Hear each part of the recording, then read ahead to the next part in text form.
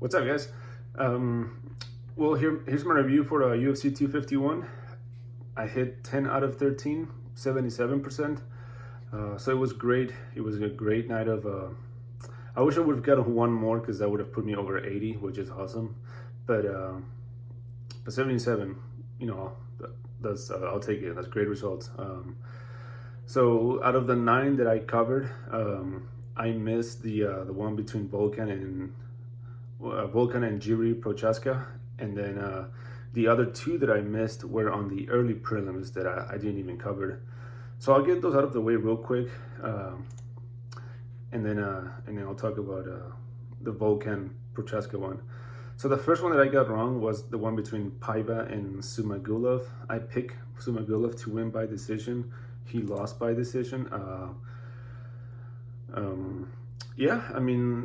Round 1 was definitely Paiva, not even close, but round 2 and 3 were very close. It was a 29-28 unanimous decision, but towards the end of the fight, I thought Sumagulov might have taken it. I thought he did enough round 2 or 3, but maybe I'm just biased because I picked him. But yeah, not really an amazing fight, not a boring fight either. But Paiva, like I said, it's a fair result.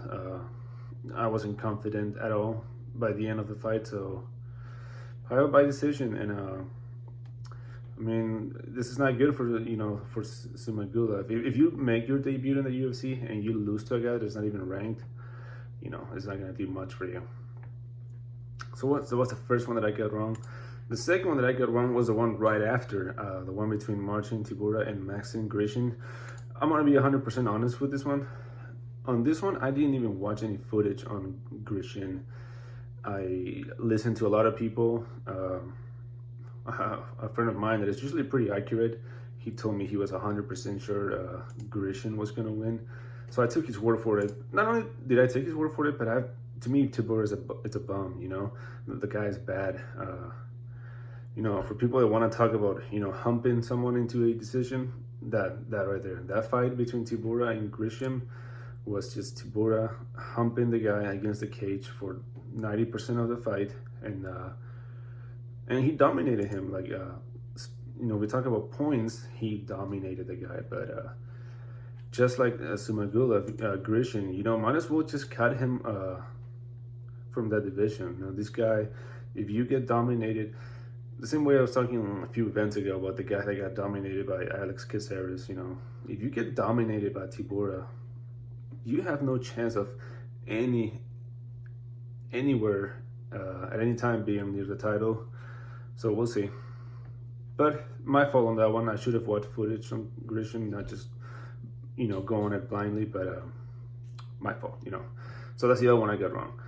And then okay, now the one between Prochazka and Volkan Ozdemir. If you saw my video, I picked Ozdemir KO or TKO round 1. I gave Prochazka a puncher's chance because I did mention that the guy punches hard, but very interesting guy. The style of fighting, he was doing all this weird shit in that first round. Very unorthodox, very not really flashy, but just weird, confusing things he was doing with his hands, with his legs.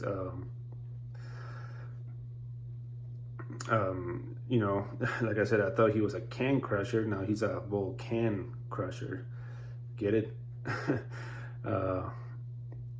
But yeah, I will say though, it's not like he steamrolled through Volkan the entire fight. I gave round 1 to Volkan. He landed 4-5 clean shots on this guy. Like for many parts of round 1, I was convinced that I was oh yeah, this is gonna be a perfect pick, but because it looked in the few parts that he was hurt and he was about to get dropped, but he survived. The few times that Volkan landed clean, and eventually round 2 he landed a head kick and then finished the guy. But so yeah, I said I was gonna swallow a lot of words that I said, and yeah, well, I'm doing it now. I was wrong. I was way off. You'll never, I'm not one to put excuses. I misread the guy, but I based it on his last 3 fights, and I still think that my reasoning for picking Volkan was accurate.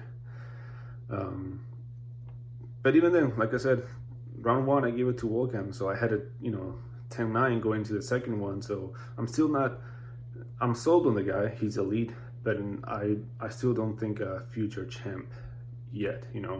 Hopefully he gets a Rakic or Reyes or another, because Volkan was a top 5 guy, so hopefully another top level guy, and let's see what he does, because again, I have to point out the guy was hurt many times round 1, so it's not like he's a unhittable iron chin guy. He has his thing, so we'll see what happens. Hopefully, he gets paired up with someone quick. And now I'll talk about the event itself. So Kamaru Usman, Jorge Masvidal. I picked Usman to win by KO or TKO round 3, but I also saw the possibility of decision. It went to decision. And I mentioned this, had Masvidal had a full camp, I would have picked Usman by decision. But I thought that with its 3 days, Usman would be able to finish him. And no, but other than round 1, where that's probably the one round that one of the judges gave Masvidal, it was a very close round. The other 4 rounds, Usman dominated. Scored speaking, he didn't beat Masvidal. He didn't put a beating on the guy, but he dominated as far as he controlled him against the clinch on the floor. It was a boring fight, like I said, I was a little off on this one as far as I thought Usman would be able to do a lot more damage. You gotta wonder how much the game change affected him, but I don't think it should have. The opponent switch, because Burns is also a very good striker with good grappling, so I don't think that's a real excuse. Usman just did what he had to do to get the win, and you can't really blame the guy. It was boring, but what was he supposed to do? Go out there and slug it out with Masvidal? You could tell that Masvidal was a better striker, way faster, way more technical. So he did what he had to do. Was it boring? Absolutely. Is it gonna give him any fans? No. People are not gonna give a shit about him even more now. So we'll see. The best thing, honestly, for that division would be for Usman to lose, but maybe Burns is a guy. We'll see. Before that, Max Holloway and Volkanovski. I picked Volkanovski to win by decision. He won by split decision. Round 1 and 2 were for sure Holloway. I think it was round 3, the one that it split between people saying that Holloway did enough, some people saying Volkanovski did enough, but this fight also was not that interesting. It wasn't, it's not like people were out of their seats on this one. It was better than the main event, but it was basically a repetition of the first one. Like I said, it would be, except that Max did way better than the first time. So I will say though, man, I'm not sold on Volkanovski. I don't think he's gonna hold on to that belt for a long time. Korean Zombie, I think I'll pick Zombie if they fight, because Zombie will go 5 rounds, and I think he's a better striker. So hopefully they make that, since Sabit is scheduled to fight Yair Rodriguez. Hopefully Zombie versus Volkanovski for the title. He's another guy, man. He's got to go. As far as Volkanovski is not good for that division as far as entertainment, if you know what I mean. So we'll see what happens. Korean Zombie versus him. Hopefully we see that. The one before that, Peter Yan and Jose Aldo. I picked Yan to win by KO or TKO round 4. He won by KO or TKO round 5. That fight was, I'm proud of this one. It was perfectly broken down. It went exactly how I said it would. That round 1, 2, and maybe 3 would be competitive. Round 1 was competitive, but Peter won. Round 2 was competitive, but Aldo won. Round 3, I think I gave it to Yan. Round 3 is when I started to take over. And what I was talking about, Moraes gassed, and he was not able to put the pressure on Aldo. I talked about this for the preview, and Yan Jan kept coming and coming and coming.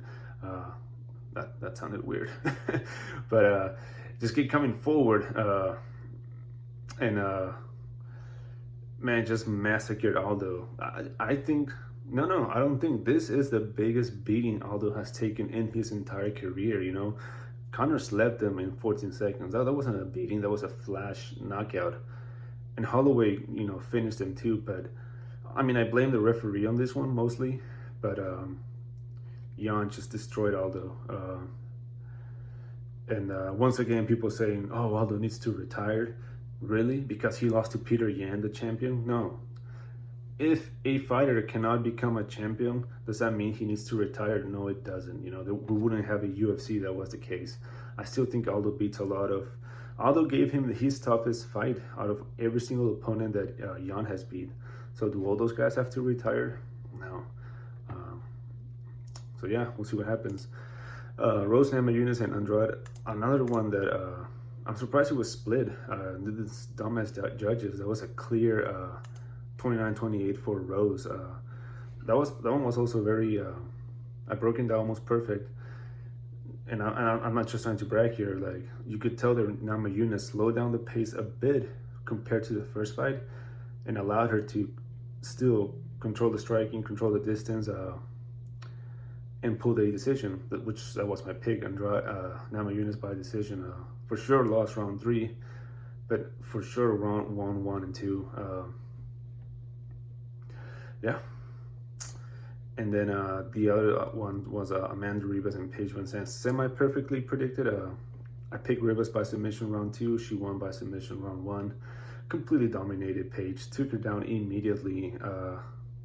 Hopefully this is it. I mean, not hopefully. I don't care what Paige does, but this might be the last time we saw her, you know. Her head's not in it anymore. And then a couple highlights of the night for me. I guess my other highlight of the night was I picked Amar Khani to win by submission round 1. He won by submission round 1, so it's always good to get a perfect pick. And yeah, you know, I talk about UFC 251 being the best event for the summer, and man, 252 I think has it beat. 252 might just be the event of the summer. And 253 looks awesome as well. So, I mean, it's the same boat, you know. I was waiting for this event for so long. Now I'm on the same page. I cannot wait for UFC 252. There's a fight on Wednesday night. I'll be dropping those predictions tomorrow. I'm just gonna do the main card. I don't have time for everything, so I'll do the main card and we'll see. All right, guys, have a good one.